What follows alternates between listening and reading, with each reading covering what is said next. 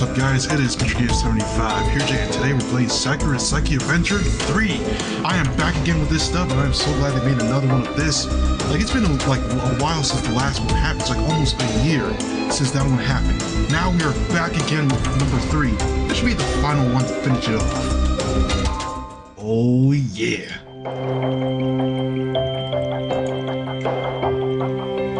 Alright, I think that should just about do it. I smiled and looked up at Milady to better examine my handiwork. Milady is standing before me attired in a skin-tight outfit which is compromised of varying shades of black. Her hair is tied in a couple of buns to better keep her long tresses off her face, and her wings just out proudly from her shoulders blades. It took me a while, but I was able to fix the lace details which runs along her gloves and fasten the buckles of her numerous belts. I think she looks handsome, if I do say so myself, but I don't know whether I should. I would call her beautiful. The lady might be a woman like myself, but she is much taller than I am, than any other woman I know. Her horns, her wings, further ado to her dignified appearance as do the muted colors she prefers to wear. Her expression, meanwhile, is often haughty, and her eyes half-lidded. She is not cute, neither is she exactly pretty, but she is definitely striking. When I first saw her, she struck me through the heart, metaphorically of course, with an arrow of love. So ever since our first meet, I have been enamored with her. Though I have been trying to keep my feelings secret, I do not want them getting in the way of my duties as her most loyal, dutiful maid. I cannot help but marvel at her, however, as I sit on my haunches, looking up at her lovely face. I really do care for her. I just hope it's not too apparent. If she was aware of my feelings, it would surely complicate things. I have to try to be professional, but oh, milady, you really do look wonderful today. But that should go without saying. You look wonderful every day. I do not think I am being too effusive with my compliments. Is it not natural for Milady to tell her lady that she looks wonderful? But Milady looks unimpressed. She looks archly. Oh, be still, my beating art, and folds her arms. In a cool voice she says, if it goes without saying that you need to say it. Oh, right, I suppose you are right about that. I was being foolish, really, chattering away like that. I apologize for speaking out of my turn. No, it is quite alright, Lija. Lija. My heart always skips a beat when Milady says my name. I cannot help it. Milady always has a way of saying my name, in which a way she makes it sound special. More than so when everybody else utters it. Milady really is amazing. The proof is that Milady is far superior to everybody else. She is my one and only. She is my one true love, and I adore her deeply and madly. Like, you don't need to apologize. I'm not upset with you. It is just a bit awkward, that is all, when you compliment my appearance, so... It is? Indeed. I'm not used to people commenting on my looks. Typically, my subjects prefer to speak of my magic prowess, or my ruthless, or my many accomplishments. Seems rather irrelevant. Well, I agree your looks pale in comparison to your other accomplishments, but I think you have truly wonderful visage, lady, and a wonderful body too, if I may be so bold as to state it. If nobody else tells you of this, then they are doing you a gross disservice. You are perfect. Perfect, am I? Lady blinks. I think for a few moments I see the faintest vestiges of blush run across her face, but it soon disappears. But she clears her throat, looking a little uneasy, and says, well, it is appreciated. I just hope that Luna agrees with you. Oh, I exhale. My shoulders slump, and I frown. I have been rather getting along with Milady this morning while I was styling her hair. Then while I was dressing her, but this remark has knocked the wind out of my proverbial sails. Of course she would be thinking about Luna. She is all Milady seems to think about as of late. Milady has not been her usual self during the last 3 months, not since she kidnapped that Luna girl from that temple in Cronus. Ever since then, Milady has been thinking of Luna an awful lot, and she has always been talking about Luna an awful lot too. I wish Milady would not fixate upon her so, but she now realized that she has me. I am here, and I adore her. I have been her dutiful servant for many years, decades even, but perhaps that does not matter. It is irrelevant how much praise I heap upon Milady and how much I claim to care for her. I fear my inadequate feelings will never be enough to truly satisfy her. I am not the person that Milady wants after all. No matter how hard I try, I would never be able to measure up to Luna. Man, she is so dedicated. What a day. I sigh as I lean against the windowsill in my bedchamber, my arms resting against the cold, immovable stone. I've been busy all day, from dawn until dusk, though it is only now that the sun set and I have retreated to my chamber that I can feel the full brunt of my exhaustion weighing upon me. I've been working incredibly hard recently. Not that this statement does not typically hold true, of course. I feel like I always work hard, not for my own sake, but for mistress. I owe her that much. After all she has done for me, I will gladly work from my fingers to bone for Milady's fury. Not I think that she would want me to do that. Milady has always been very kind to me for the 50th whole year that I have served her. Our shared history spans back quite a while, but I will never forget the day I met her. I recall it as though it was almost yesterday. I exhale once more as I think back to our first faithful encounter. When we first met, I was a maid as I am now, though I was treated much more poorly. I used to work for a cruel-hearted, tight-fisted master in a city which no longer exists, not in its former state. Milady conquered it. I was seen as an exotic curio. Being a demon, my horns and wings made the people of this city stare at me as if I was some sort of a freak. We demons have quite poor reputation among the general masses, known for our aptitude for dark magic. The other races tend to shun us. For a demon, however, I was unique. I was born without the ability to cast any magic at all, dark or otherwise. My ineptitude for mana caused my parents to despair in me. They decided that my inability to perform magic was some sort of ill omen, that I was a cursed child. They got rid of me when I was not much more than 6 years of age, abandoning me outside of the gates of the nearest city in the hopes I would become somebody else's problem. Perhaps or perhaps they were hoping that the residents of this village would see my horns and my wings and slaughter me on the spot for being a demon. I was not that unfortunate, however. I was taken to a village albeit begrudgingly when the mage divined that my magic abilities were non-existent. It was determined that I was no threat despite my demonic lineage, and because I was no threat, I was put to work. I became a maid for the mayor of the village, not for my own volition, of course. I had no desire to perform menial tasks for the cold-hearted man, but I had a choice. If I refused, I'm afraid I really might have been put to death for my insolence. I toiled and sweated and I worked as best as I could, yet I was never given any compensation for my work. Damn. I think the mayor decided that as a demon I did not deserve the benefits that his other maids did. The other maids were treated poorly too, but I was treated even worse, both by the master and my fellow maids.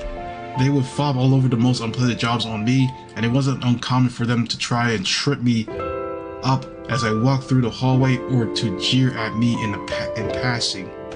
Some of these maids had lost family members to demons like myself, so their prejudice was not entirely unexpected, but it still stung. I hadn't never done anything to them. After all, I couldn't have even if I wanted to, and I did want to. I used to daydream about taking my revenge on all those who had wronged me, but that was all they remained, daydreams. I had the physical strength to actually fight back, neither could I use magic. I just had to accept my lot in life, miserable though it was. And that's sad. You should be grateful the sour-faced housekeepers always told me that the master was kind enough to let the demon monster like you into his home. If it wasn't for his goodwill, you'd be starving to death on the streets. Sometimes I wanted to tell her that I'd rather starve to death on the streets. That would have been superior to becoming a plaything to all and sundry simply because of my birth. I hated my fellow maids and I hated the master. I hated my parents too for abandoning me so callously. And sometimes I thought that I hated myself. If I could just use magic like the rest of the kind, then I never would have been kicked out of my clan. I would still be living with my parents and I would be happy.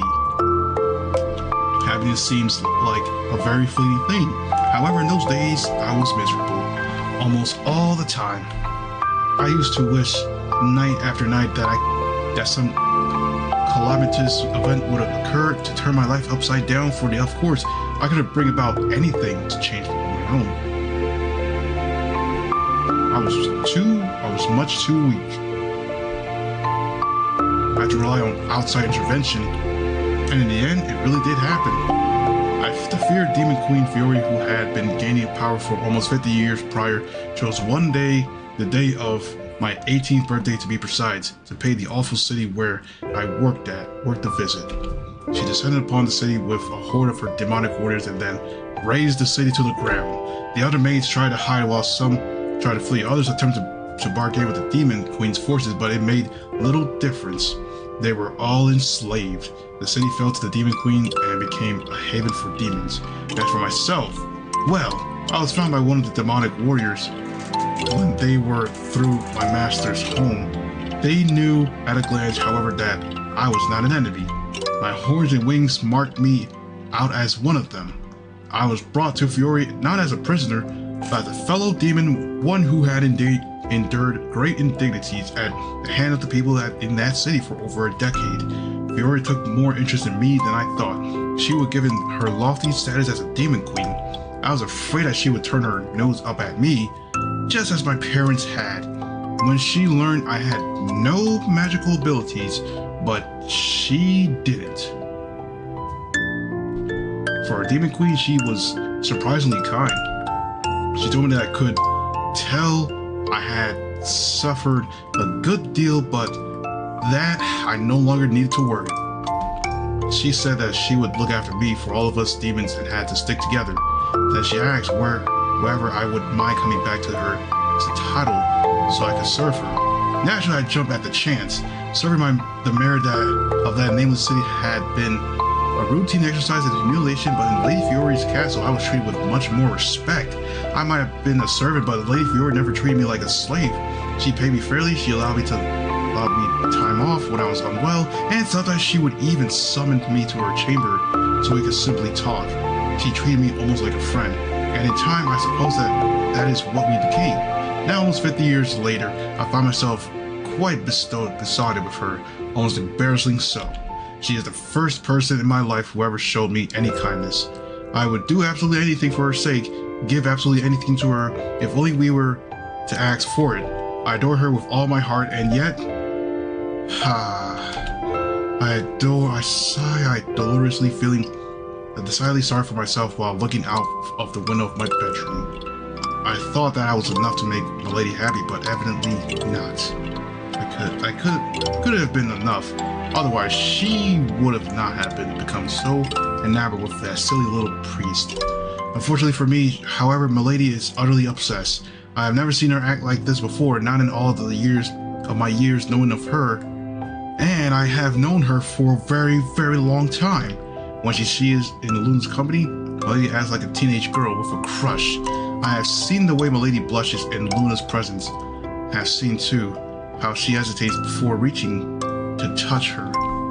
She fears that she might hurt Luna, a fear which is well founded, I suppose, given how strongly Milady is both physically and magically. Luna might be a powerful priest, but Milady's might far eclipse hers. If she wished, Milady could rend Luna in twain like a twig, though I know she would never do this.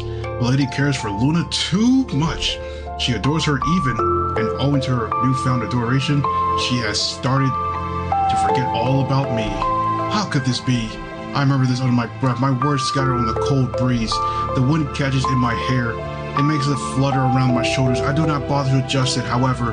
What would be the point? It is not as though Milady can see me now. She does not know what a state I am in, and she shall not see it either. She is with Luna right now. She is always with Luna. I thought that I was her one and only, but why have you strayed from me, Milady? Why? Why was I not enough? I am anxious. Should Milady continue to fuss about Luna as she is, that she will forget about who she really is? She will forget that she is supposed to be the fearsome demon queen and a harbinger of destruction. I think she has begun to forget that already. She is no longer plots to conquer more land for herself, or to subjugate the rest of the nation. She is much more concerned with playing happy families with the priest whom she kidnapped. It is all utterly ridiculous. I cannot stand for it. I will not stand for it. There is only so much I can do on my own, but it is alright. Luja, you must be patient. All will be made right soon enough, I am sure of that. It was a month prior to that I gave the location of Milady's castle to a passing adventurer, that bunny girl with the foolish long ears. I guess we all know who she's talking about. I did not think much of her cheery attitude nor her strange appearance, but I could tell she was a strong warrior. She looked like a just brave knight, exactly the sort of who feel compelled to rescue a missing priest or two. What was the adventurer's name again?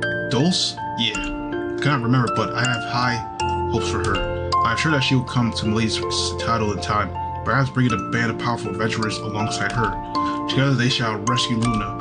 Then they will abscond with her into the night, convinced that they have done the right thing. The priest will be no more. I'll be rid of that thorn in my side for good. And finally, I'll be able to with Milady's again, just her and me, the way it was always. Please, come here soon, brave adventurers. Face down Milady and steal Luna away from her. Do not make me wait too much longer. I am already beginning to run out of patience. If you do not come soon, I have no idea what I'll do. Oh dear.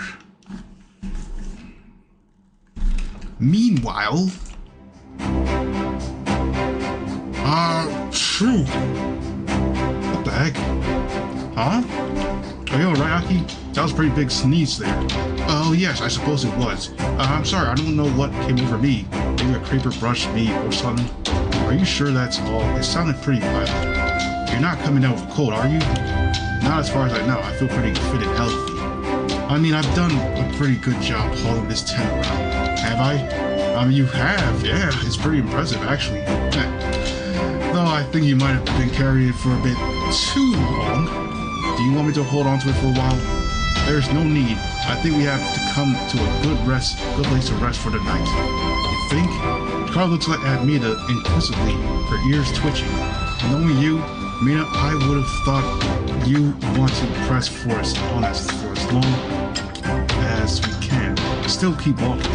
Aren't you supposed to be a slave driver? Please. I am not that unreasonable.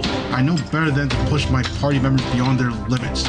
If you are too tired, then we will never be able to face off against the demon. We will need all of our strength if we are to have hope of Bethany. And even then, I do not fancy our chances. Moreover, it is already dark.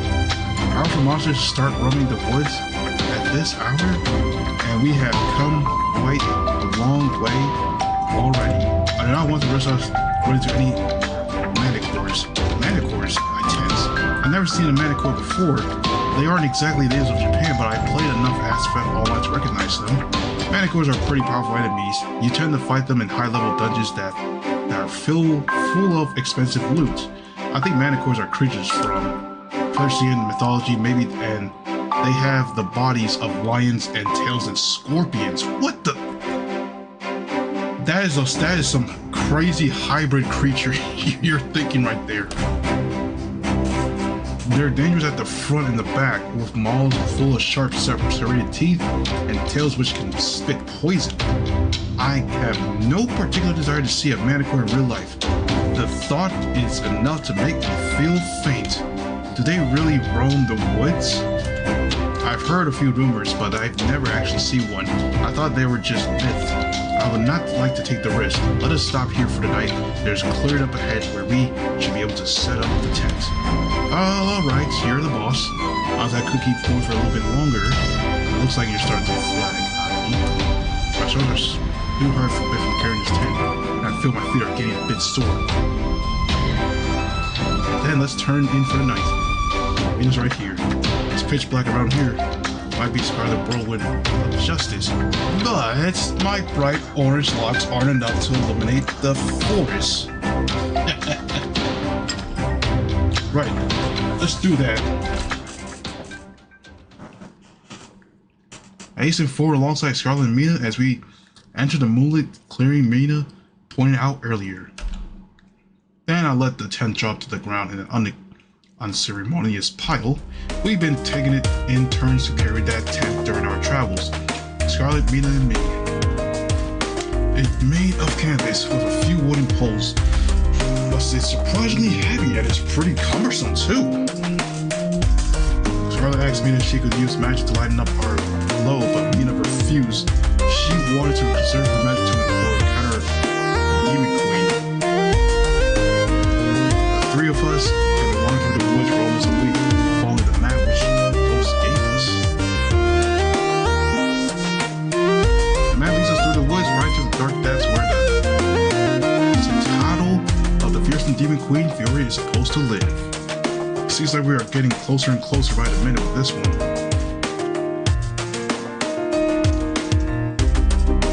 We've been walking during the day, then pitching our tent, and sleeping during the night.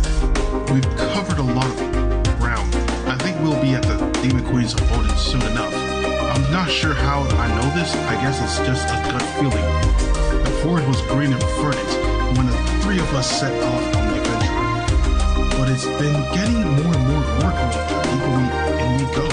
The trees started to wither, and the grass beneath our feet turned gray and brittle. I've not seen any animals this far into the woods. No rabbits, squirrels. Can't hear any birds, either beyond a few ravens. The only animals we've seen during the last few days are monsters, not manticores, thank goodness, but we've run into a lot of slimes, some cobbles, and several living fungi. We have encountered any monsters we couldn't take down with relative ease. But after hearing about manticores, I'm on my guard. I don't want to get gored by some sharp-toothed, sharp-clawed monster before I've had a chance to meet the Demon Queen. That would be pretty tragic and an end to our adventure. As for why the three of us are going to face off this Demon Queen, well, it's a bit long story, but the samurais become the rescue priest who the Demon Queen kidnapped. I guess it's your classic damsel in distress situation. The woods sure are spooky, but I'm trying not to let it get to me. I keep telling myself that this is for the greater good. We're going to rescue Luna, the kidnapped priest, and we'll beat up Fury, the wicked Demon Queen. Then we'll return back to the village and be crowned as heroes. That's what I'm hoping at least. But first, we need to set up our campsite for the night. Scarlet and I gathered an armful of wood, which Scarlet lights by rubbing two sticks together. Once we have a respectable campfire going, we need to cast a charm upon it to ward off any monsters, manticores included. This task accomplished, we then turn our attention to the tent. Alright, this is it. I eyed the tent with the narrowed eyes. It's time to face off against the final boss. Let's do this, Scarlet. Right, there's nothing that can get better of the Scarlet Whirlwind of Justice. I'll cut down the size in no time. What was that? Mina, who was reclining on the tree stump, frowns. Please do not cut down the tent. We need it to sleep, in case you have forgotten. I know that, Mina. Don't worry, I was just being silly. Yes, you have a tendency to do that. Well, it's better to be silly than to be too serious. You should give it a go, Mina. You might have live longer. Scarlet pokes out her tongue playfully, then turns her attention to the tent, as I do. We do our best to put it up, Scarlet issuing instructions to me. Oh no, Aki, watch out. But despite our best efforts, we aren't making very much progress. We We've been at this for about 20 minutes, and the tent has collapsed just as many times. What a pain. This is pretty tiring work. I feel weary after pulling the tent through the woods for so long, and it's taking all my hammers, these wooden stakes into the ground to secure it. Scarlet might have more energy reserved than me, but she looks pretty peeved too. She glanced over at Mina, who's reclined on the tree stump, and says, "Hey, would you mind lending us a hand? Why should I? I have come to your aid plenty today. We fought against those kobolds. Were it not for me, you and Aki would have been sliced to ribbons by now." "Well, yeah, you have a point, but we're supposed to be a trio. You're meant to help us where you can. That's how these things work." And I'm getting sick of fumbling with this stupid tent night after night. We could set it up much faster if you pitch in. Why can't you use your magic? I'm sure you'd be able to get this set up in less than a minute. Yes, I am certain that I could. Putting up a tent will be a child's play for me.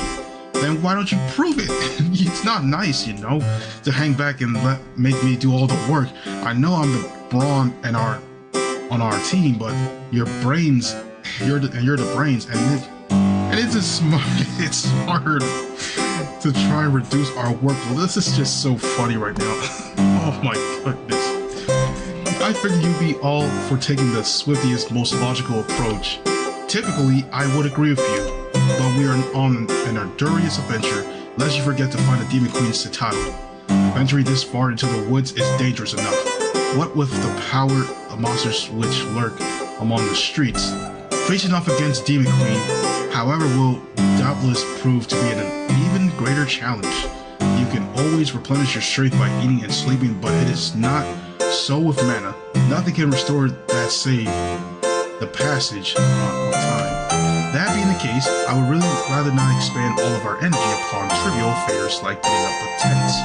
Do not make me overexert myself, otherwise you will be sorry. I get that, but even if you want to use your magic, you still have to use your hands. Can you use those at least? Yeah, I could, yes. Mina runs a hand through her dark hair, then says tartly, "But I do not want to." And why's that, huh? Wait, don't tell me, do you think you're too good to get your hands dirty like the rest of us commoners? If you want the blunt answer, then yes. Mages should not have to be busy themselves with physical labor. It is off. If I were to put up tents with bare hands, I never would have studied so hard at Olimir Academy. Such trivial affairs are beneath me. Beneath you say? Scarlet scowls. She grits her teeth together so hard I'm worried she'll splinter the enamel. I love you and all, Mina, but you can be a pain sometimes. The feeling is mutual, I assure you. Why you? Please, Scarlet, let's not fight.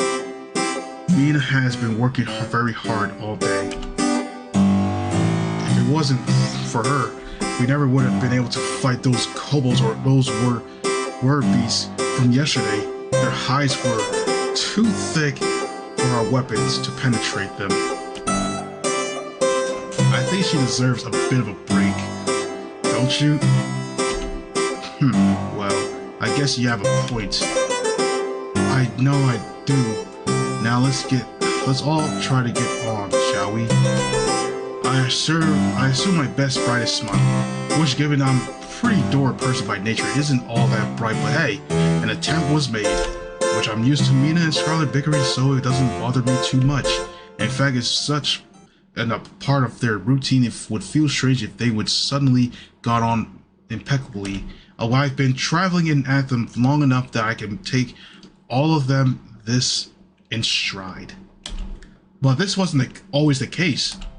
I might be a fluffy-eared, fluffy-tailed adventurer with a sword in my hand, 2 companions by my side, and several months' worth of fighting experience under my proverbial belt, but this is a pretty marked difference from what I once considered normal. I wasn't born with these ears or this tail, and I wasn't born into the magical world of Anthem either. I was actually born to a salaryman and a housewife in Japan. My life was exceedingly, you could even say excessively, normal growing up, and I never stood out, not academically or socially. My grades were alright growing up, and I had a few friends, but I was never hugely successful in my discipline. was the sort of girl who was just kind of there, I guess. I've always been quite quiet and shy, so I blended into the background. There was nothing remarkable or impressive about me whatsoever, other than my aptitude for kendo. I suppose I was pretty good at that. So much so, I was able to win a few tournaments. My mother was never very supportive of this hobby. However, she said that practicing kendo wasn't a suitably feminine pursuit, and maybe she had a point. Swinging a kendo sword around is very girly. A couple of dozen guys on the boys' kendo team at my school, only about 4 girls. The numbers were so skewed, the girls had to practice with the guys. But that's a different matter. In any case, though I was good at kendo, I wasn't good enough to become an Olympic athlete. My skills weren't that pronounced. Maybe they could have been, you know, if I kept at it. But I didn't. I graduated from high school, then went to university, and I didn't have the time to devote to kendo anymore. I was too busy. I graduated from university too, and wound up getting a boring office job, and the years began to trickle by in this dull gray blur. It was pretty well depressing, so much so I wasn't all that upset when I got hit by a truck during a gray, rainy night when I was walking home from the office. Bro, truck couldn't really hit her, and then boom, she's in this world. A huge vehicle came bearing down on me from nowhere, just like a introductory scene from a cheesy light novel. But also, like a scene from a cheesy light novel, the impact from the truck didn't kill me. Instead, it whisked me away to a fantasy world, the world I'm living in right now. It brought me to Anthem.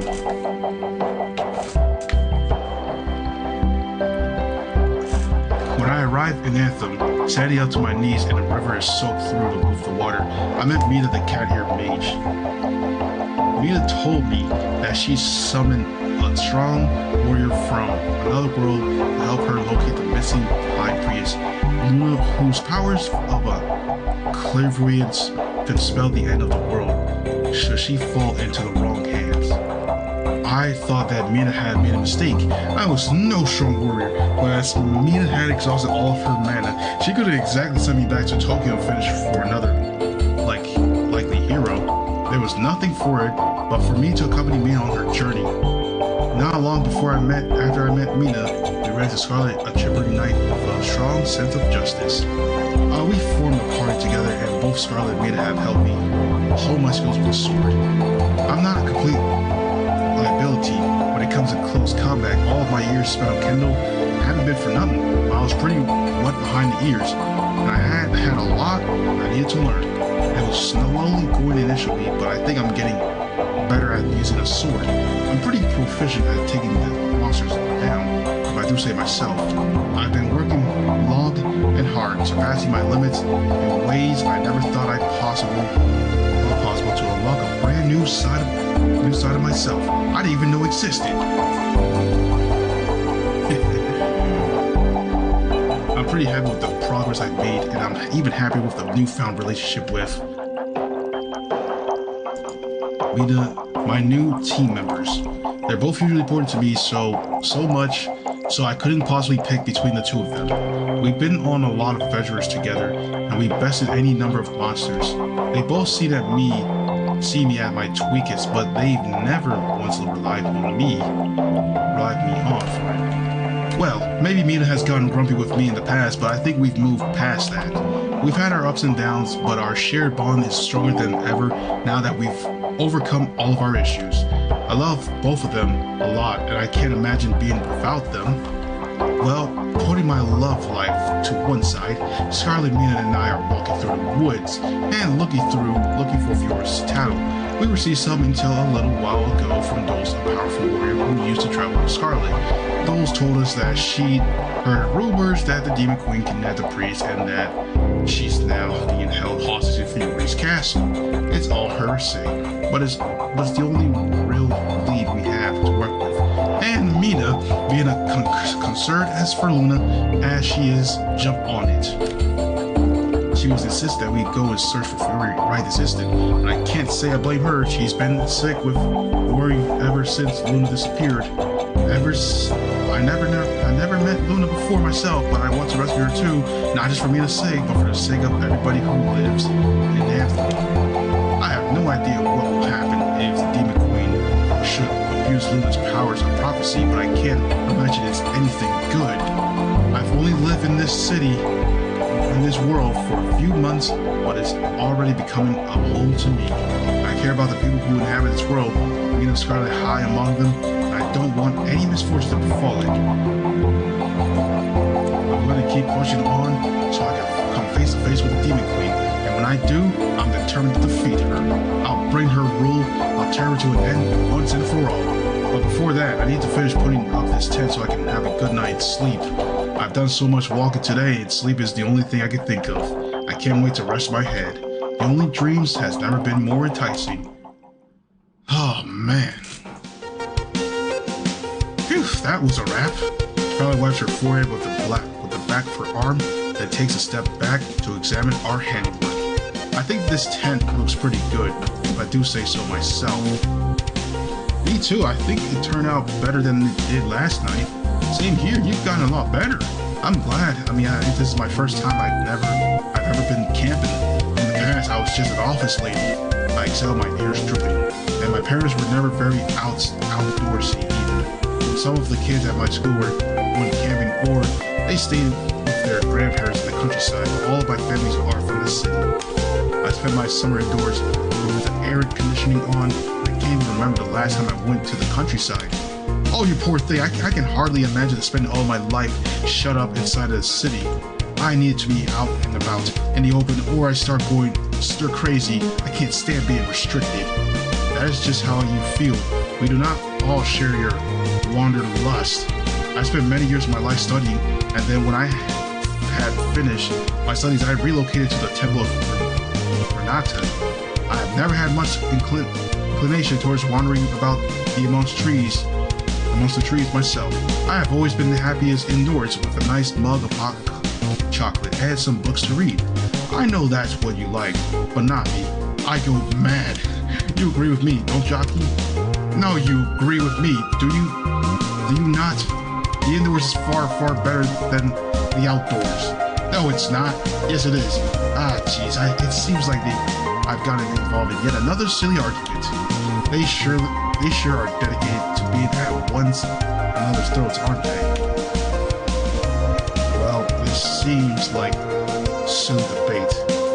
It's so unimportant, I hesitate to even call it that. It probably won't matter which one of them I side with. If I choose to side with either of them, I doubt after we've come this far, teamwork will fracture over something so silly. I mean, I think both have their merits.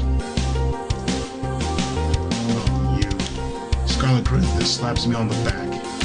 You would say that, say what? Well, what do you mean? You are just trying to find the middle ground between myself and Scarlet rather than committing to having any firm opinion of your own. Is it really that obvious? It is quite obvious, yes. You're so transparent, Aki. I can see right through you. Same here. You are much too earnest for your own good. Though I suppose there is no real harm in that. I prefer to spend time with people who are too honest rather than people who are committing to telling falsehoods. Me too. I think that's part of your appeal, Aki. You don't need to change, but you should be careful when it comes to gambling. Don't develop a poker addiction here. Your pocket's all cleaned out quicker than blinking. Oh, thank you for warning. I'll keep that in mind. No problem. As the Scarlet Warlord of Justice, it's my job to look out for my companions. Scarlet beams toothily, then slaps the back with one firm, reassuring hand. I know she means to console me, but she uses quite a lot of power, and it's quite painful. Oof. Goodness me, I do wish you could be more delicate, Scarlet, but no matter. Our tent is set up, so I suppose we can turn in for the night. I have been feeling rather weary. What, already? But it's not that late yet. I mean, we haven't eaten either. Aren't you hungry, Mina? Not particularly. I do not think I could eat any food if I wanted to, which at the moment, I do not. What? I frown. Coming from Mina, this is pretty unusual. She's a stickler for having 3 hearty meals a day, especially when we're on the road or in the woods like this. She's been acting like a de facto mother figure, forever reminding us to keep ourselves well fed so that we might be able to fight against any potential threats. She's nagged me and Scarlet about our eating habits often enough. It feels decidedly out of the character that she'd be so blasé about her own diet. I wonder. Are you alright, Mina? I'm fine. All this walking has me tired out, that's all. Fighting those kobolds earlier didn't help either. I am too tired to bother with food for the present. I think a good night's rest will be decidedly more useful. Hey, I mean, I know I did something like this before too. I was alright. You say that, but you're always telling us to eat up. You aren't sick or anything, are you? No, I'm not. I'm really am fine. You sure? Scarlet approaches Mina, depressing the grass as she does her graves clank as she stands in front of the Mina. Then she pushes back in Mina bangs. Mina turns red and squawks in embarrassment. What are you doing? And the rest of her forehead against Mina. A moment passes and then, well, it doesn't feel like you have a fever. Because I don't. I'm perfectly fine. Thank you very much. There is nothing wrong with me physically, nothing whatsoever.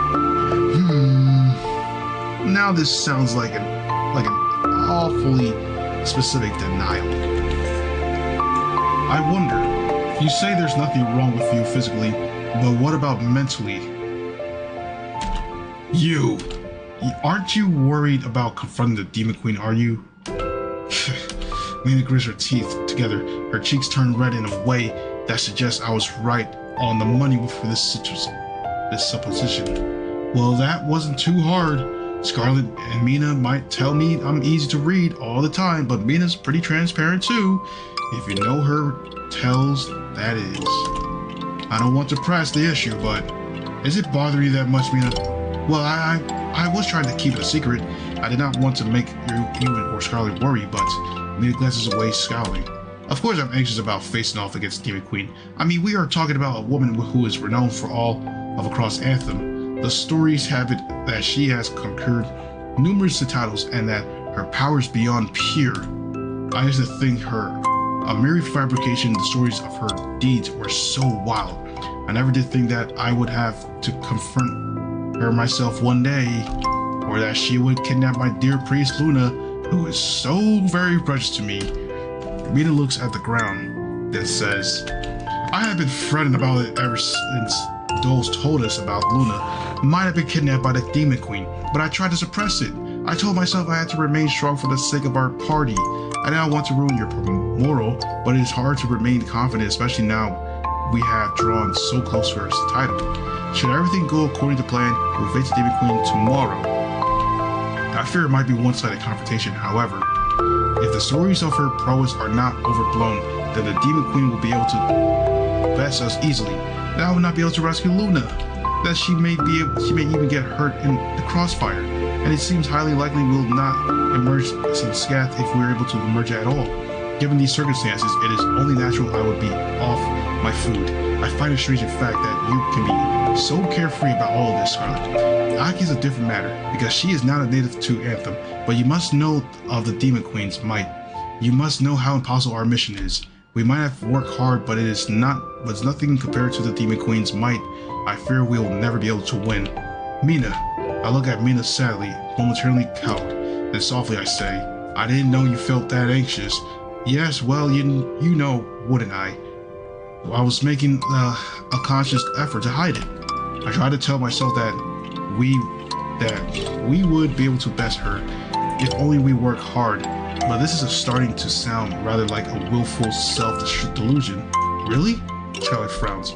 Do you honestly believe our chances of besting the Demon Queen are so slim? Well, aren't they?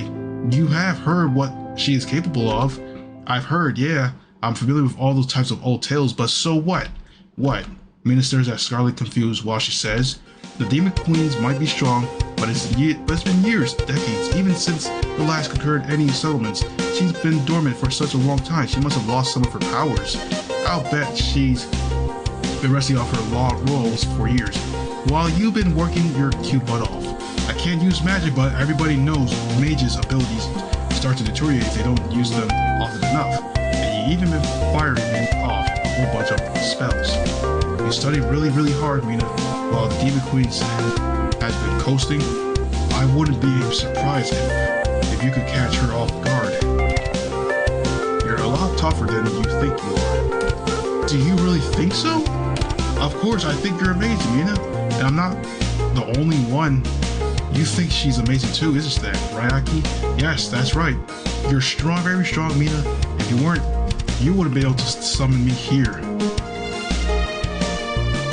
You should have more faith in your abilities. You're the one of the most talented mages of the century. If anybody can face down the Demon Queen, I'm sure you can. I believe in you. I believe in all of us. Eventually we might be weak. Speak for yourself. I am highly skilled, talented mage, you know. And I'm a top tier adventurer with a crazy high strength stat that I can pummel monster with my halberd like they're nothing. The horrible creatures that lurk in these woods are no match for me. Yes. Mina lifts her eyes. She doesn't look wholly convinced by Scarlet's little speech, but then again, she never does. It's a wonder that our party managed to last for as long as it has, given Mina and Scarlet are always arguing. Those two have never quite seen eye to eye, but despite their differences, and believe me, there's a whole lot of them. We've made a bunch of progress. I would have never imagined when we first informed Ragtag Party that we'd never get within spitting distance of the Demon Queen's castle. We're doing pretty well, if you say so myself, which is where all of our unoculate optimism is coming from. I'm not the most upbeat or positive people. In fact, I'm probably the opposite of upbeat and positive, but I have faith in my party. If we say together, I'm sure we'll be able to do this. We'll defeat the Demon Queen and we'll rescue Luna's and Scatter. That's my hope anyway. Before any of the lofty goals can be met. However, I think we need to get some rest. There's one thing I would like to say before that though. I actually have a gift for the two of you. A gift? Oh, what is it? What is it? Spill the beans. Aki, come on. I'm dying to anticipation here. Oh, don't be ridiculous. I am quite certain that you will live. I'm sure I will too, but I'll live longer, more fulfilling life after accepting this gift from Aki, whatever it might be. Is that how it works? Yep, I'm pretty sure I'm ready. Of course, but I'm receiving presents from favorite cute knights. A whole kingdom will only make me stronger. Come on, Aki. Show me the goods. You know, it sounds rather indecent when you put it like that. It could be indecent, but I wouldn't have any issues with that. In fact, I think it might be good for Aki if she was a little more indecent. You only live once, after all. She's so repressed, the poor thing. Well, I'm not repressed. Repressed? I am not. Oh, I flush beginning to spread across my cheeks. Wait for Mina to scold Scarlet. Is she going to tell her she's being ridiculous when... Mina looks instead to be pondering Scarlet's words seriously. She places her hand beneath her chin. Expressive, pensive, and says, "You might have a point there." I do? She does? Both Scarlet and I react in unison, our eyes wide. I wasn't expecting Mina to concede that Scarlet might be right about anything, and I don't think Scarlet was either. Her eyes are practically bugging out of her head. It would be kind of funny if my promiscuity of lack of wasn't the topic of conversation here. I was certain that Mina would scold Scarlet for being silly, but apparently not. Yes, I believe so. I know from my own experience that being too highly strung can cause problems. But I believe it is for the best if we try to relax every once in a while. Though I know this might sound hypocritical coming from someone such as myself. Well, just for a bit. Well, just a bit. Scarlet grins and nudges Mina in the side with her elbow. You could do that with taking that advice to heart yourself. But the fact you realize that there is a problem should mean you're the one step closer to solving it. I'd like to believe so. I think my capabilities as a mage will only stand to increase if I can bring myself to relax a bit more. Luna often told me that too. So you're still thinking about working on your skills. Scarlet smiles, then gives me another nudge. That is so like you, Mina. I beg your pardon? You're not trying to relax for the sake of your relaxing. You're still thinking about how to optimize your mana. I don't think this really counts as relaxing. You know, if you're doing it with an ulterior motive in mind, but I'm sure you'll get there eventually. With me and Aki watching over you. Speaking of what is the gift you're going to give Aki? Ah, yes, that's right. Well, I just thought as you've been working so hard, you could use something sweet to eat. I've had this on me for a while. I thought it might be replenished your stamina or spirits or so here. Chocolate? What the hell? I reach into my pockets and then retrieve a hefty bar of chocolate. A smooth brown which shimmers in the light of our campfire. It's a pretty large bar. It's bigger than my hand. So there should be plenty for both Scarlet and me, even if Scarlet's huge appetite is the stuff of legends. So I have no idea how she puts away so much food in that skin-buttered version. How does she gain any weight? It's a mystery, but I doubt it's a mystery that will be answered tonight. It might be beyond my moral comprehension. Just like the ears and the tails of everybody in this world of sports. I don't know why this world is so popular with animals and people who mostly seem to be cute girls, but whatever. I'll roll with it. I'm in the magical fantasy world, just like something from a JRPG. There's no point in getting pedantic about the exact setting for how things work. It looks like my offered bar of chocolate is having the desired effect. In any case, because Scarlet's eyes begin to shine like stars.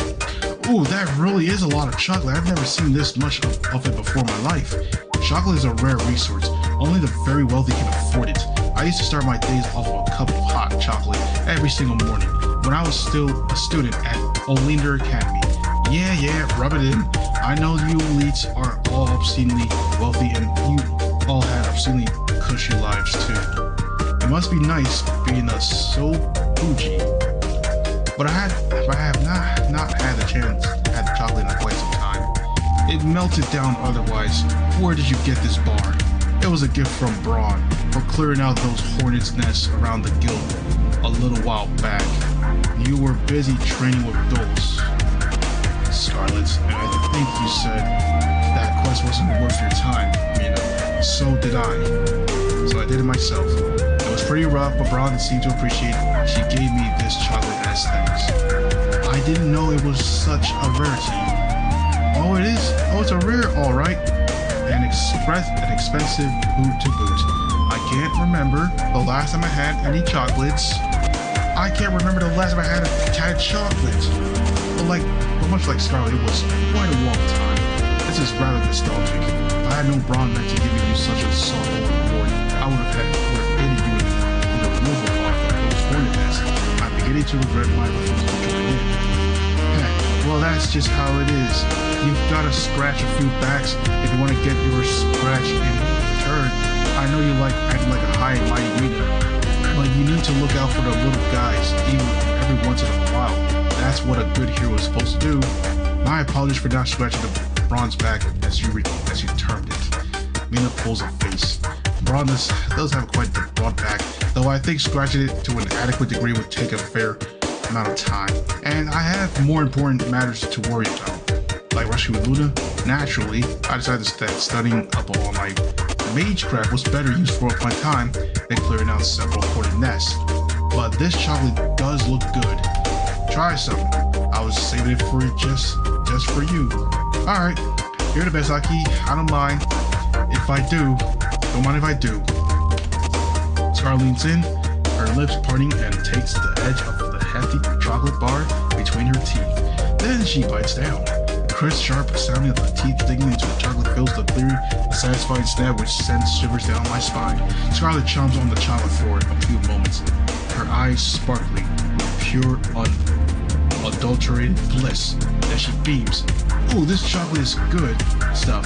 I thought it might be cheap since it was a gift from Braun, but this is high grade. Is it really that tasty? You betcha it's delicious. The milky cream flavor is to die for. I could eat my body weight in this and not get sick of it. I think you would soon discover that such an endeavor would not be in your best interest. You would make yourself sick. Well, I didn't mean it literally. Oh no, wait, Scarlet broke Farrell's. Maybe I did. This chocolate is really good. Good grief, Mina sighs. You really are ridiculous, I fear if left to your own devices, you really would eat all of this chocolate and then would make yourself ill. That would delay our journey to an unacceptable degree. As this party leader, I cannot afford to allow us to fall behind schedule, not when the priest's life is on the line. So I suppose I must partake in some of this chocolate too. Do not misunderstand me, Aki. However, Aki, I am not a simpleton who could be replaced by sweets. I am not doing this because I am a glutton who adores chocolate. I am simply trying to ensure Scarlet does not eat so much of it that she gives herself an upset stomach, that's all. I'm not so sure about that. I've been adventuring with Mina for a while, so I have a pretty good idea of how she works at this point. She likes to act mature, responsible, but that's mostly upfront. She has a soft side too, a side that she's typically too embarrassed to show to other people. Typically, this is kind of like someone who is pretty much a Tsundere, which is what Mina is right here. She acts rather fond of girly things, and I know she enjoys her sweets, but I guess she worries about it. Worries it would make her look less. I don't know. Mature if she was too open about enjoying them. I think that side of her is sweet. That's alright. I saved the chocolate for both you and Scarlet. It would be very fair if only Scarlet got to chow down on it. You should have some too. I'm sure it's good. If the things Scarlet said are anything to go by, it's delicious. I kind of want to keep it all to myself, but that would be greedy. This is your chocolate, Aki, so I'll respect your wishes. I'll be a good girl and share. I also want to see the face you'll make, when you get your mouth around this. Not even you'll be able to maintain your sour face when you start nibbling on this. I was not aware that my expression was particularly sour, but very well, I will sample a piece. I doubt I'll find it as loose as you seem to, Scarlet, and certainly I doubt I will find it as life-changing, but your high praise has piqued my interest. Now let me see, how should I best approach this? Mina tilts her head this way and that, like a little part, like sizing up. It's praise. Her nose twitches, then she leans in. Her eyes fall shut and her lashes matting together as her lips purse. Delicately, she breaks the corner of the chocolate off between her teeth and starts to nibble. So, how was it? Did it meet your exacting standards, Miss Picky? How rude. I do not think I am particularly picky, and I thought it was fine. It was fine? Scarlet raises an eyebrow. Is that all? Well, what else would you have me say?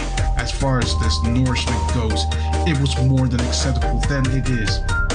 Not the most incredible thing I have ever tasted. As I said before, Mina is not a child. I do not get worked up by sweets as easily as you. My palate is rather refined, although Mina gives the slab of chocolate another look of her ears twitching. I think I need to take another bite to fully come to a conclusion as to this chocolate's quality. Would you mind? I giggle. Mina's acting like she didn't enjoy the tasty treat, but I can tell that all it is an act if she didn't enjoy it, and she wouldn't be angry for another bite. That's alright, you can take as much as you want, Mina. There's still a lot left. Right. Thank you for your kindness. It's appreciated, Aki. Your kind skills with a sword still leaves something to be desired. Oof. If she really needs to sneak that in there. But when it comes to your attack, thoughtfulness, and your green general attitude, I could not have hope for a better team member. I believe that you are even sweeter than this chocolate. And that really is no small feat.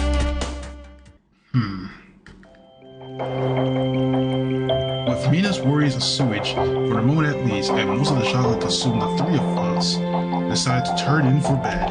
Scarlet extinguished the final embers of the campfire by covering it in dirt, and we retreat to the tent. Once inside the reassuring, comforting dark, we lay our weary heads down. The inside of the tent is pretty sparse. We only brought the bare necessities with us to make our journey easier, so we don't have any blankets or even any pillows. Mina could use her magic to conjure up some sheets to make our lodgings more comfortable. But she doesn't want to expand her magic on things she deems to be frivolous. She wants to conserve every last bit of mana she has for the following morning, and I can't fault her for that. Tomorrow we should make it to the Demon Queen's citadel. Then we'll have to face off against her. Charlie and I might have reassured Mina, but I'm not sure if we'll emerge victorious. I've heard the same stories about the dreaded Demon Queen that Mina and Scarlet have. But I have played enough MMOs and read enough light novels to know how this sort of thing goes. Demon Queens are supposed to be the last bosses, powerful enemies with access to an array of hard-hitting spells. I have a few doubts myself, but I want to try and be optimistic. We've all put a lot of time and effort into honing our abilities, and if Scarlet's to believe the Demon Queen hasn't been active for years, perhaps she'll be a pushover. It seems unlikely, but it could be the case. It will probably be the best if I overestimate her abilities rather than underestimate them. I don't want to wind up being beaten up. I know from past experience you should assume the best of your opponents. It stops you from getting complacent. When I still practice kendo, I always had the utmost respect for the most people who sparred with. I want to be viewed the same way, but I don't want to think of the worst case scenario. I don't want to tell myself that Bessie her will be an impossibility. If I get psyched out, then I'll have lost the battle already. I need to try just being optimistic, but not too optimistic. It's a hard line of straddle, but we can do this. I remember this under my breath, not that my companions can hear me. They're both out cold. Scarlet fell asleep the moment she laid down. It's an inviolable trait of hers, the ability to doze off anywhere and everywhere, no matter how dire the situation might be. She's supremely carefree. It took me a little longer, meanwhile, to nod off, but she finally managed it. I'm the last one of us who's still awake, so I feel like it falls upon me to mumble very quietly to the chill air. Let's all do our best, alright? I know fighting against a real, genuine demon queen might feel like a big hurdle to surpass, but we have something she doesn't have. We're fighting together. If we worked hard, I'm sure we'll be able to come out on top. We just need to believe in ourselves. If I have had any hope of facing off against the Demon Queen, I need to get a good night rest. I want to do my best to. So I let sleep surround me. It consumes me. Then I can succumb my consciousness and snuffle out just like the blue flickering light of the candle. I thought I succumbed at least, but something strange is going on. What's happening? I'm sure I'm not off inside the tent, curled up with Scarlet and Mina, but it doesn't look like I'm in the tent anymore. Rather than the featureless canvas of the tent, I can instead see shifting, shimmering fabric, pale pink and lilac. This might be in my imagination. Maybe this is all my imagination, but that undulating fabric looks like the drapes of a four-poster bed. When I shift, I can feel something soft beneath my thighs, something far softer than the hard earth which I fell asleep on. A glance down reveals I'm sitting upon even more sheets, silky and soft. That clinches it. Then I am sitting on the bed, and where? Is this all a dream? Surely it must be. There's no way I could have fallen asleep in the tent and woken up inside a fancy bedroom like this, unless some mages had spirited me away in the night. What are the chances of that happening, though? Who'd be capable of pulling off such a feat? Maybe Mina could, if she is the one who summoned me into the Anthem after all. But maybe Mina was fast asleep when I last checked, and she isn't here now. This has to be a dream, and I'm sure of it, but the sheets beneath me feel so soft. Could this really be a figment of my imagination? I'm busy pondering the strange turns of events when... Oh, Aki, you came. I was hoping to meet you. I've been following your travels with some interest, but for quite some time. It's nice to finally meet you in the flesh, but... My. I hear a light giggle behind me, and then before I've had the chance to turn my arms, encircle my waist. I thought you were pretty when I first saw you, but you were even cuter up close than you are from afar. It is no wonder Mina's taken to you as she has. She's always had a fondness for pretty girls. I can see myself becoming rather fond of you too. If only I'd not pledged my heart to Fiore already. Huh? Oh, I started my face flushing as something very soft something pressed against my back. I might be wearing my armor, but I can feel the body of my feet of another against the curve of my spine. One can feel arms winding about my middle. I glanced over my shoulder, my face flushed, feeling all in the mud. Oh! And locked eyes on one of the most beautiful girls I've ever seen. Her skin is dark and her hair is fair. She's attired in a pale, creamy outfit, all frills which complements how very dark her skin is. Upon her head, she is wearing a gauzy voile, and from beneath it, a pair of curly ram horns protrude. She must be a resident of Anthem, then the host horns kinship. She's a sheep girl, and though I've never seen her before in my life, something about her seems a little familiar. Haven't I heard stories of an impossibly beautiful girl before? One attired in flowing fabrics with ram horns and sweet gentle smile? Could this be Priest Luna? So you know who I am. The girl embracing me, who I'm certain must be Priest Luna, smiles. Yes, that's right, my name is Luna, and I am, or was rather the head priest at the temple of Renata in Cronus. It's a pleasure to make your acquaintance, Aki. I'm glad you know my name. That will save me the effort of having to introduce myself. Well, it was just a lucky guess, really. I thought you really looked like the girl Mina described, that's all. Does Mina talk about me a lot then? She does, yes. I hope the things she says are all positive, though I wouldn't be surprised if she was a little bit disillusioned. I've caused her no shortage of problems over the years. She was mostly positive, yeah. She said she thought you were very kind and considerate, but that you could be a bit too spirited for a priest. No offense meant. I glanced away for more than a little perturbed at our closeness. Her chest really does feel soft.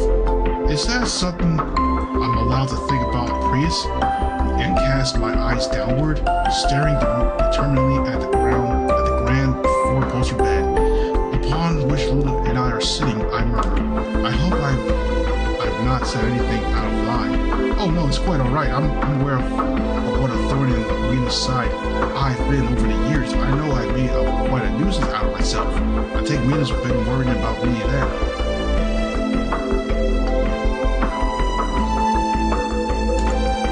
She's been worrying quite a bit. Yeah, you're very important to her. She's afraid of what the demon queen might do to you, speaking of which. Am I supposed to be here? No, not really, no. If Fiore knew about this, she would be upset. It's fortunate then that she never knew about our secret Grandes books. It could be our little secret. Right. I'm not sure how I feel about keeping the secret from the fierce demon queen of all people, but if Luna's saying that, then does that mean that I'm inside the demon queen's citadel right now? Well, now that is a good question. I can see you're more than just a pretty face, Aki. You're observant too, and you ask all the right questions. Mina did an excellent job bringing you to Anthem. You have the markings of a wonderful hero. But then again, I already knew that as I was watching you. You really have come a long way since first you arrived in this world. What are you talking about? I glanced behind my shoulders at Luna, my expression is quizzical. How do you know that I come from another world? Oh, right. I probably should have opened with that. I imagine it must be quite startling that I would know that when you've been trying to keep a secret, and quite admirably too. You've been doing a very good job, despite being flung quite unexpectedly into quite a complex situation. I'm very impressed, Aki. Well, thank you. I'm glad you're impressed, but that doesn't explain how you know about me. I suppose it doesn't. No. Let me explain then. Luna shifts perhaps in an attempt to make herself comfortable, and rests her chin against my shoulder. Still embracing me from behind, she says, I think Mina might have told you that I'm clairvoyant. She mentioned, yes. Well, there you go. That's how I know about you. I was able to see before Mina summoned you here that she would one day resort to only the most powerful tragedy to bring a hero from another world to Anthem. I had a vision of her summoning you. I had a vision of you appearing in the river too, quite drenched. It was quite funny, though I did feel a bit sorry for you. Tell me, is that really how it happened? Did your first foray into Anthem happen in the river? Regrettably so, yes. I pout my face and flush. It's a little embarrassing that you know about that, actually. Why is it embarrassing? Well, you know, I'm supposed to be a brave hero. There's nothing very impressive about how I came to be an Anthem, though. It's all pretty humiliating. I do not think so. It's hardly your fault that Rita's spell summoned you into the river, of all places. But I understand that you might feel a bit abashed about it. I don't think that speaks only about your abilities, though. You have nothing to be ashamed of. Oh, thank you. It is no problem. Now, you're probably wondering why I want to talk to you. I was wondering, yeah, what is this exactly? It's a dream, but it isn't a normal dream. I beg your pardon? Forgive me. I probably phrased that in a confusing manner. Let me see if I can simplify things. Luna ponders for a few moments, her arms twine about the beast, then says, This is a dream, like I said. Your body is still fast asleep alongside Mina and Scarlet. You are slumbering. Should either of them wake you, you would find yourself back in your tent. But I have summoned your soul. I suppose you could call it that, into my dream. Does that mean we're both dreaming then? Yes, that's right. But it's a shared dream. I can pull people into my dreams world if I so desire, so I can talk to them. Our physical bodies are asleep, but our dream minds are still alert. That means this is a dream, but it isn't a dream. But by the same token, it is. It's not so different to having a long distance conversation. Oh, I see. Is this like using the phone then or the internet? I beg your pardon? I thought Luna would know about those things. She seems to know about everything else, but I guess not. She might be a clairvoyant with a lot of magical energy at her disposal, but she still comes from another world. There are limits to her knowledge. Never mind. I was just referencing something from my old world. I see. It sounds as if your world is very interesting. I would like to hear more about it. But perhaps we could save that for later. I guess there are more important things that we could be discussing, yeah. Like, why didn't you reach out to Mina? Mina's your friend, isn't she? I thought she would have wanted to speak to her. Not me. She's been worried sick about you. That's a good question. But the answer is rather simple. Mina's a talented mage. Her mental guard is very strong. Even when she is sleeping, I cannot pull her into my dreams. She would fend me off. I have to speak to you instead, Aki. Your mana is not strong enough to reject me. Right. I sigh. There's something a bit dispiriting about being called an awful mage. Oh well. I know magic isn't my strong suit, and anyway, I've never really tried to use any spells. I've not trained myself in the arts. What about Scarlet, though? Could you speak to her? I probably could. Her mana reserves are even lower than your own. I didn't know about that, but it makes me feel a bit better. I guess about how mundane I suppose it is. Anthem might be a world full of magic users, but I guess not everybody was fortunate enough to inherit these abilities. Maybe it's a bit like being born left-handed. It's luck of a straw. But Scarlet has a short temper, and she's quickly to jump to conclusions. I have something very important to relay, and I was unsure whether she would be able to pay adequate attention.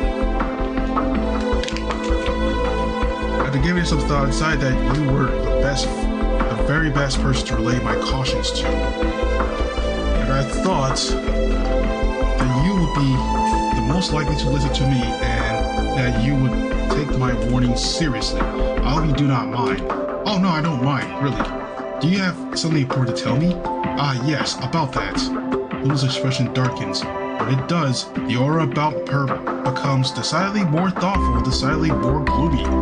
As you know, I can see the future. I can tell before you set off that Mina and Scarlet meant to rescue me from the clutches of the Demon Queen, a rescue effort that was led by my beloved Mina. I'm very grateful, of course, that you were all trying to so very hard for my sake. I'm glad that you care for me. But please do not be too mad at Fury. She might have kidnapped me, but she is not a bad person. She has been very good and kind to me during my captivity, and I don't want you to hurt her. I don't want you to fight her. I know I can't stop you from trying to rescue me, but when you do happen upon Fury's title, could you please try to settle things peacefully? If you do not, you will all regret it. Fury is much too strong for you to defeat, no matter how little job might tell you. And I don't want you to try to defeat Fury regardless. You can't. I have come to care for her too much. What? I stared at Luna, wide-eyed. I didn't know what it was that Luna wished to tell me, but I didn't expect that she would ask. No, implore me to go easy on the Demon Queen. I thought that Luna would want us to defeat her and to rescue her as quickly as possible. Luna's the one who was kidnapped after all. How could she show any sympathy for her kidnapper? It doesn't make any sense. Do you really mean that, Luna? Fiora didn't put you up to this, did she? Did she tell you to say all of this? Did she threaten you? No, she did not. Luna shakes her head, but her face is beginning to wrap and distort. The world around me is starting to melt. What's going on? I'm telling you this is my own volition. I'm telling you this because I love both me and Fury, and I don't want either of them to get hurt on my behalf. I don't want to see the two of people I care about the most fighting, especially when I know what the outcome would be. It would break my heart. Please, Aki, don't let me fight against Fury. You can't. If you do, it begins, but she isn't able to finish that remark. The scene around me continues to blur. It shifts and wraps uneasily, like this lead paints running together in the rain. The world squeals, and then I wake up pulled from my vivid dream with a sudden start. I feel dazed and confused. My thoughts are swimming inside my head like a goldfish. My temples aching. I press one hand to my forehead, wincing and sitting up. My vision is blurry and I feel distantly out of sorts, not at all like my usual self. Why is my head throwing so much? I rub my eyes, look back at my arms and frown.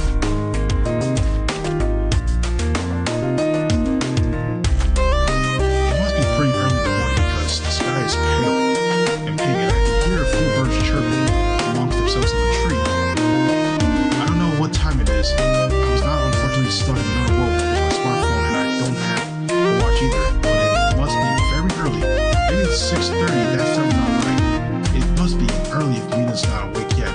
Typically she's the one who arises very first before 7. Apparently waking up early is a habit which it was ingrained into her after her years spent at Bollinger Academy. It sounds like her studies were strict. She took a large number of classes every day, and she had to wake up with the chirping of the birds so she could attend all of her lectures. I think that's also why Mina was a bit caffeine dependency. She used to stay up late. Her nose is cramping like a book, waking up so much too early. This feels like a decided shift from the norm that Mina currently curled up, her tail folded around her body and her ears pressed against her scalp. When I strain my ears, I think I can hear her snoring. That's kind of cute. Mina snores are small and snuffy. They can barely be called snores at all, but as for Scarlet,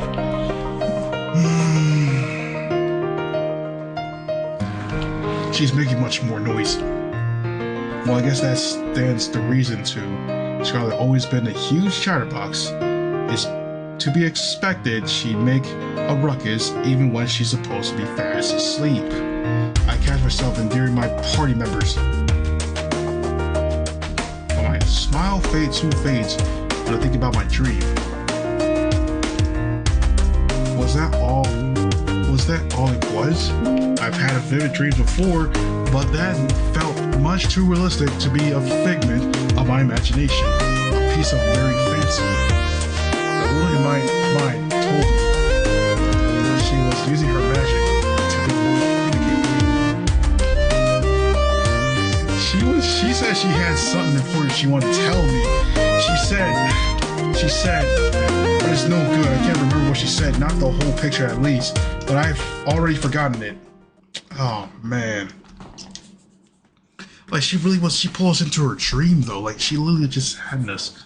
After waking, the three of us have a quick bath at a nearby stream, then eat breakfast, fish skewered by Scarlet over a campfire. With our bodies clean and our bellies full, we then set off once again through the woods.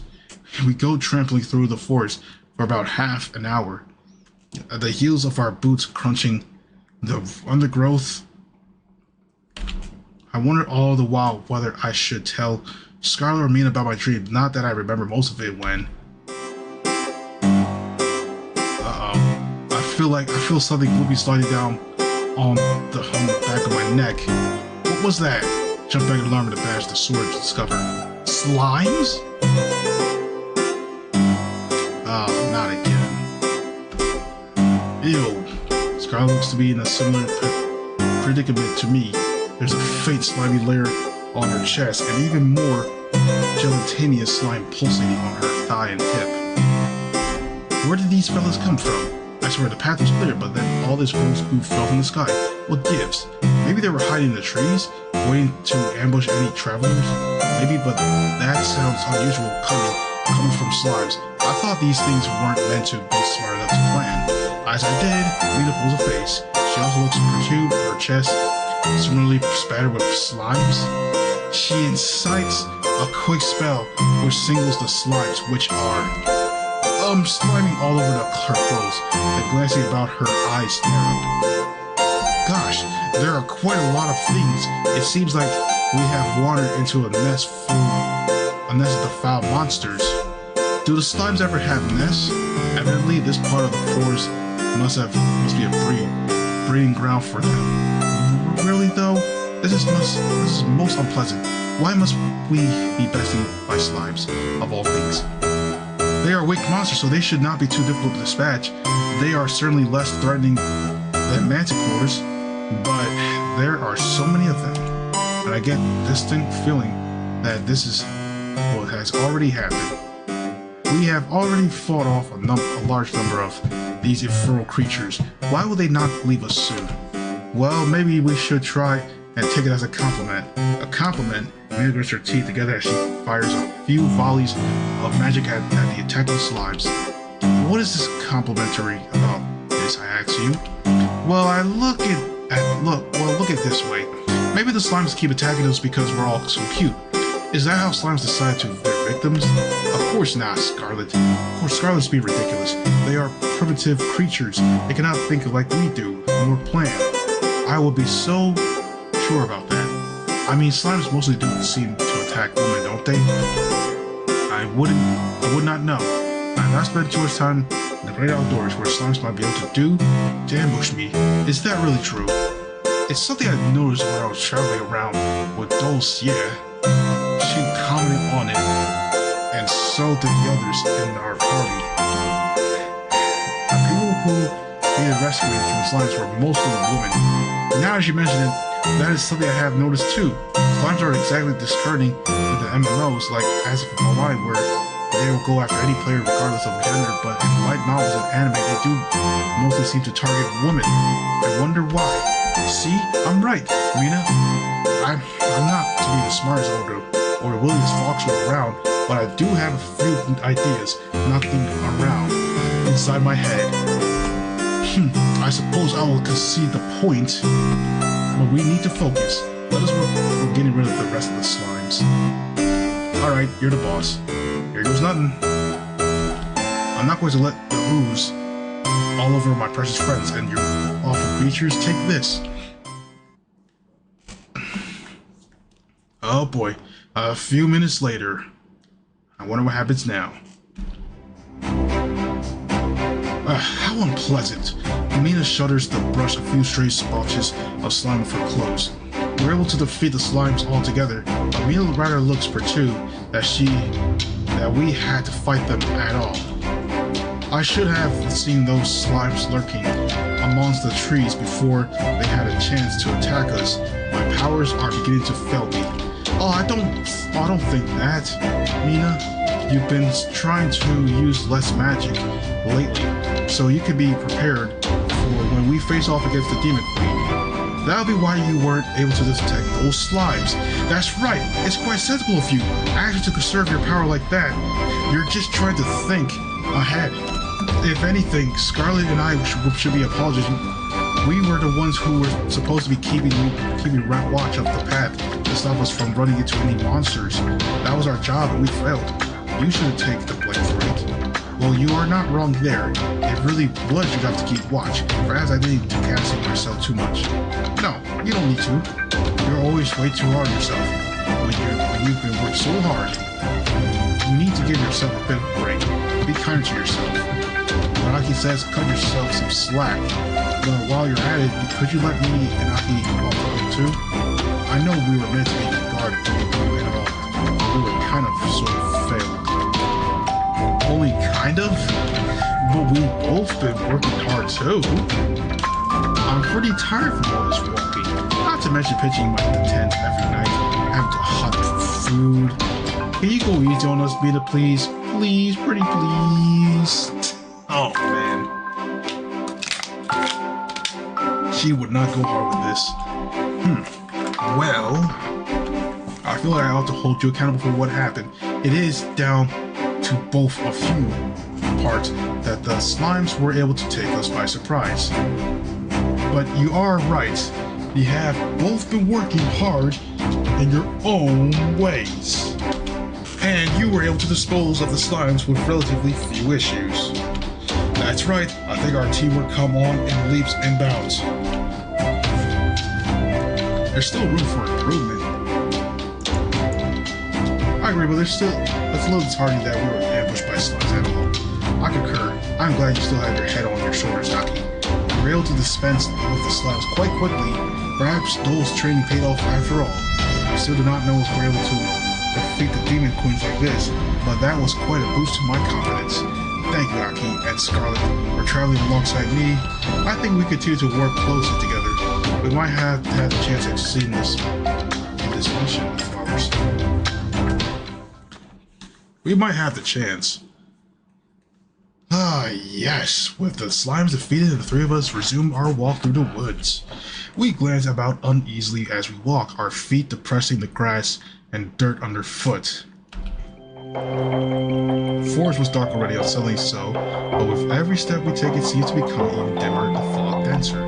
There's so much fog in fact that it's fast becoming impossible to see more than a foot in front of our faces. We haven't run into any monsters since those slimes, thank goodness. But I'm glad accurately I'm aware of every single sound in the undergrowth. If a monster were to pounce upon us, I'm not sure if we're able to best it, not in these conditions.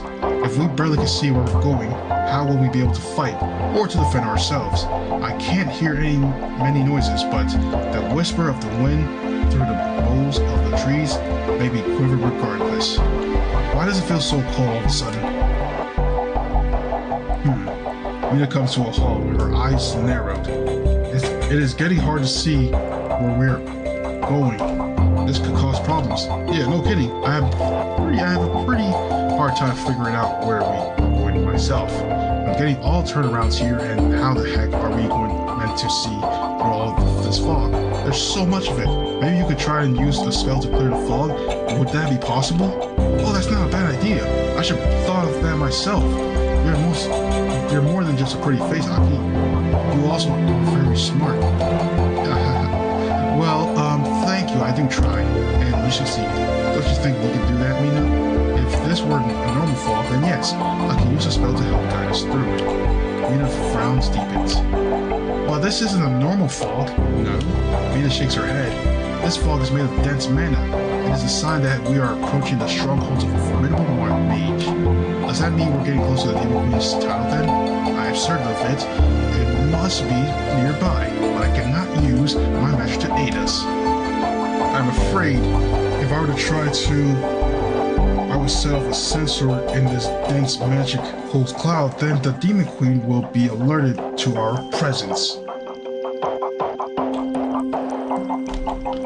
She will know that we meant to infiltrate her domain, and then she will come out to deal with us. Or no, Mina shakes her head. I doubt she would do that. She probably will not consider us worth her energy. It's more likely she will send her lackey deals to deal with us on her behalf. We'll be dispatched, and given this fog is so thick, I doubt we will be able to do anything to defend ourselves. The Demon Queen, meanwhile, must have some sort of charm to protect herself from the fog, and I am sure she would cast this charm upon her underlings too.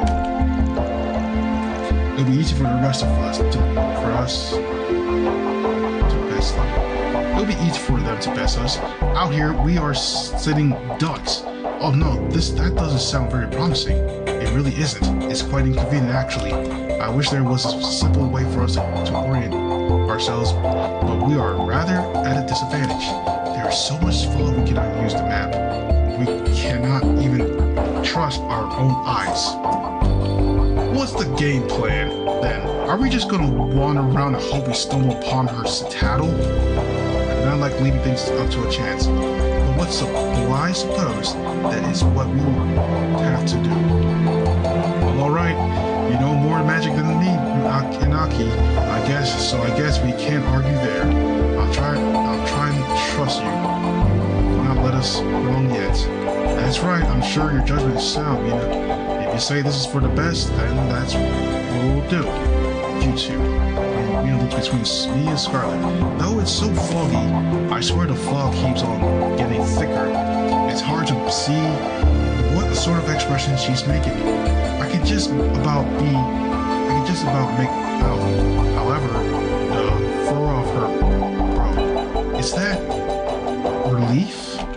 She exhales and says, Thank you for trusting me. I'll try not to let you down. You couldn't, Mina. You're the best team leader we could have.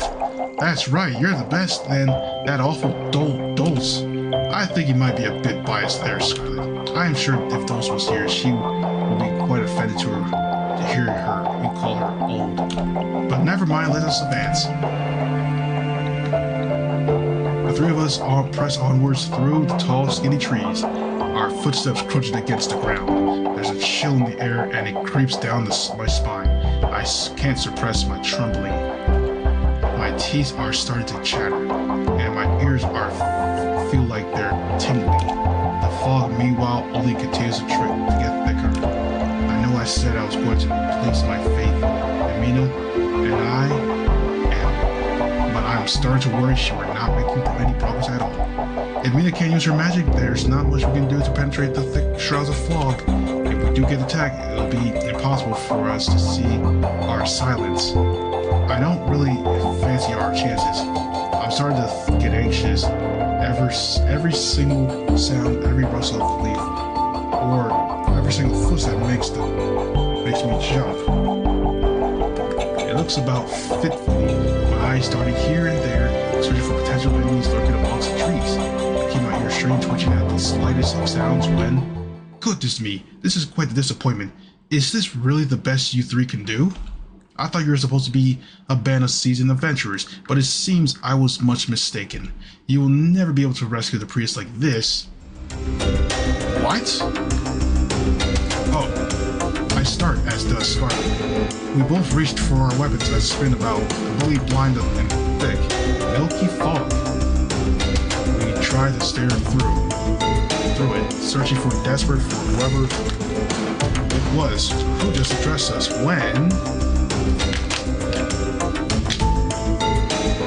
Can you not even see me? That really is disappointing. I'm standing right in front of you. That says very little about your perceptiveness, or indeed about your ability to see through the lady's magic. What the heck? Scarlet cries out, her voice penetrating the eerie quiet of the forest as she jabs her halberd menacingly through the mist. Who's talking? Identify yourself. Are you a servant of the Demon Queen? I would not be surprised if that's the case. Did you not hear what she said? She spoke of a lady's magic.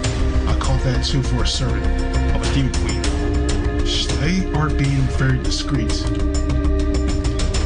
Yeah, that's weird. Do they think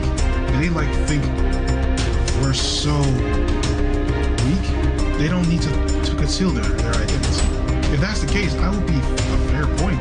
We have been having quite a lot of trouble navigating this fog. Well, yeah, but if it wasn't for this stupid fog, we've been able to make a mincemeat out of them. They're not playing fair. Hey, you! Hey, Scarlet jabs her halberd into the fog once again. The sharp tipping, glinting wickedly. If you are enemy, why don't you relay this message back to her queen? Tell her that we're not afraid of her. If she has to rely on cheap tricks like this to keep people away from her citadel, then she can't be as strong as the rumors say. In fact, I think she's just a coward. What? The servant of the Demon Queen, who we still can't see, is in response. Their voices full of disdain. Do you truly mean to suggest that Milady is a craven? That's exactly what I'm saying. Yeah, any queen who needs to rely on cheap tricks like this has to become some sort of loser. I don't know who you are or what your relationship is with her, but I don't have any respect for her. I don't have any respect for anybody who serves somebody like that either. Now you best go back to your Demon Queen with your tail between your legs and tell her we come challenge her or step out from that fog and face us head on yourself. I don't care what you do, but don't waste our time. The Demon Queen servant her arms, and though I still can't see them, I can imagine they're folding their arms. They're kind of giving me a Mina vibe, actually based on the things they're saying. I wonder if there's also a huffy cat girl. Now that you'll be surprised, it'll be quite the coincidence. Do not take well to people issuing ultimatums. To me, I especially don't like upstarts, self-reported little girls who dare to question my mistress' greatness. You can only talk like that because you have yet to see her. If you knew how powerful she was, you would soon eat your words. She is much, much stronger than you could ever imagine. She does not hide away in this fog because she is a coward. She does it because she does not want to bother with challengers who are so weak they cannot even reach her. I was the one who led you here, but now I'm beginning to regret my decision. I feel like I put too much faith in you, but if you insist on seeing me, then very well. Maybe please likely clears their throats. Then they step forward. What? The fog about them disappears, and to be fair, it's probably it's magic. And then, oh, the Demon Queen's servant is, to my surprise, a young woman. The woman's rather diminutive in stature. She's shorter than I am, shorter than even Mina. Her skin is a soft pale peach, and her curly hair is a pale pink. She's attired in pink and what would look like to be a maid dress, though it's like fancier than the typical maid dress you expect a Victorian serving wench to wear. This outfit is pretty roughly, with a white blouse and a full fluffy skirt. At the top of the woman's head, a pair of horns protrude, and she also possesses a pair of bat-like wings. To complete her look, she has a dark pointed tail, which protrudes from the hem of her dress. She doesn't seem to share any particular characteristics with an animal. She looks instead like a demon. I think the woman looks pretty unthreatening myself, but Scarlet doesn't seem to think so. Her grip on the handle of her halberd tightens as does her expression. She scowls, then thrusts the tip of her weapon in the woman's direction. Her whole body is bristling with anger. That you really must be a servant of the Demon Queen. After all, what are you doing out here, you monster? Did you come here to torment us? Well, if you will let me speak for myself, I will tell you, honestly. The maid sighs, then glances at me and Mina. Is your companion always this quick to threaten others? Oh, Scarlet is kind of like that. I guess. I'm not threatening this lady for the sake of it. Just look at her. I am looking, but I don't think she's done anything especially wicked just yet. She doesn't need to do anything wicked, it's obvious. Looking at her horns and that tail that she's a demon. Everybody knows that all demons are evil. Do they indeed? Demon maid herums. Is this common knowledge? Duh. You might be surprised pretty for the demon. Why, thank you. I'm glad that you think so. But it doesn't matter how silky your hair or how fully you get up. The fact remains you're still a demon. Everybody knows that your kind is evil. Demons are supposed to ransack towns, burn down buildings to the ground with impunity. They jeer and laugh while innocent suffers, and they use their wicked magic to ensnare people. I've heard that some of them go so far as to slaughter innocent babes and to drink their blood. As the Scarlet World of Justice, I can never support such brutal monsters. I'll never trust you. My, those are some rather serious allegations. It is no wonder you are regarding me as with such hot hatred. If you have heard that my people eat babies, but do you see any babies in the immediate vicinity? Well, no, but then you have nothing to worry about. You might be acting like an impetuous child threatening me with that sharp stick of yours. Hey, I'm plenty mature, thank you very much. I'm the Scarlet World of Justice. But you are not an actual baby. Not that I would have any interest in you if you were.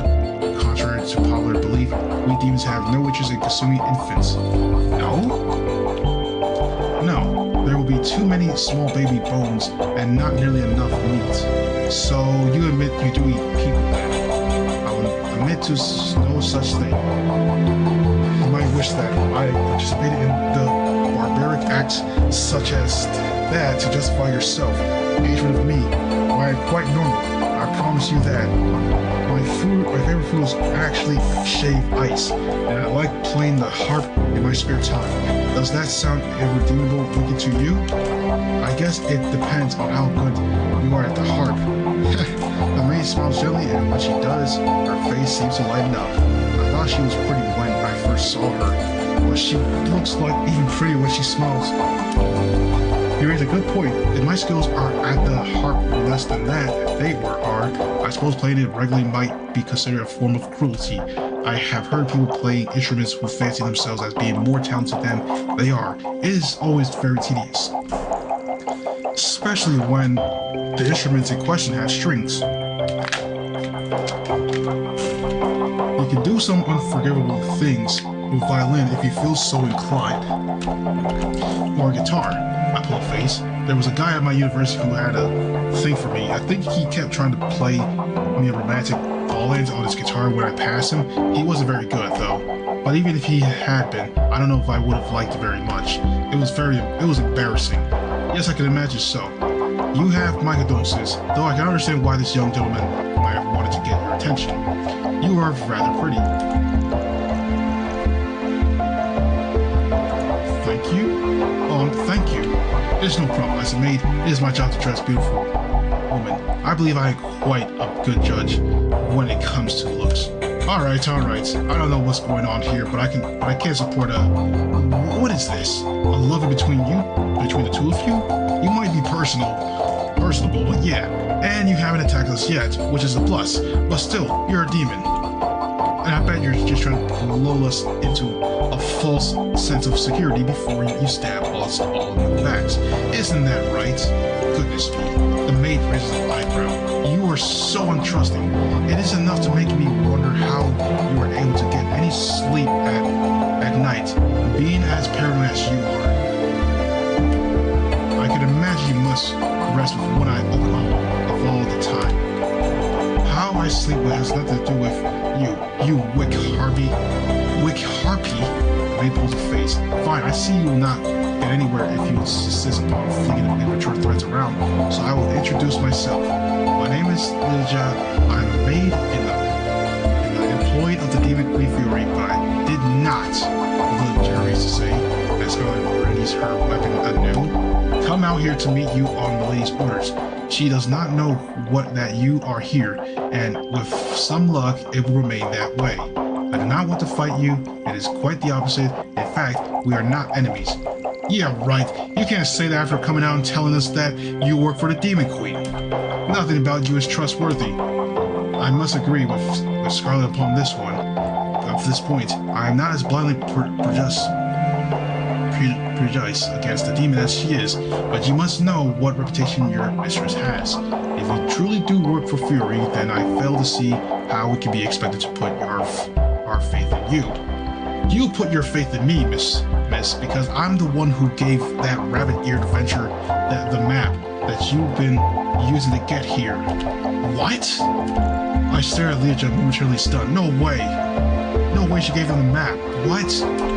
Why would you do that, though? It's almost like, wait, were you trying to guide people to your mistress' citadel? That's exactly right. Fury might be my mistress, and I might love her, but I think she has gone too far. I can never hope to overthrow her by myself. I'm not nearly strong enough, so I had to reach out to adventurers across Anthem. I need you to help me. Please, I beg of you. Little Jet takes a step forward, her pink hair fluttering around her shoulders. As she reaches out and takes her hand in her own. As she stares at me, imploring, her eyes wide, and says, "You had to stop, mistress. I'm not strong enough to do it, but you..." Liljit glances at Scarlet, who's staring slack-jawed, still clutching her hopper, then Rena, who's hanging back, her expressions inscrutably. You might be able to stop her wicked plans. What wicked plans? What is she plotting? I can tell you in more detail later, but first you have to come along with me. There's just no time to waste. If we target here too long, then our family will discover what it is that you are planning. She learns what is going on beneath her very nose, then it'll be too late. We'll never be able to stop her then. She is much, much stronger than you could ever imagine. But try not to worry. With my help, I'm sure you'll be able to defeat her. Then you can save that little priest girl, and peace will finally be restored to Anthem. I'm sure of it. Oh man. She really means it. Sometimes later. Alright, so everyone, that is the end of part 1 to this new game, part 3 of Sakura Isekai Adventure. Well, this is the third one that's here. And that's the end of part 1. And thank you guys for watching again as well. So that's the end of today's video, everyone. So thank you guys for watching this video. Join my Discord server. Don't forget to check out my social media as well. Subscribe to the channel. Let's hit 10,000 subscribers. And I'll see you guys in the next one.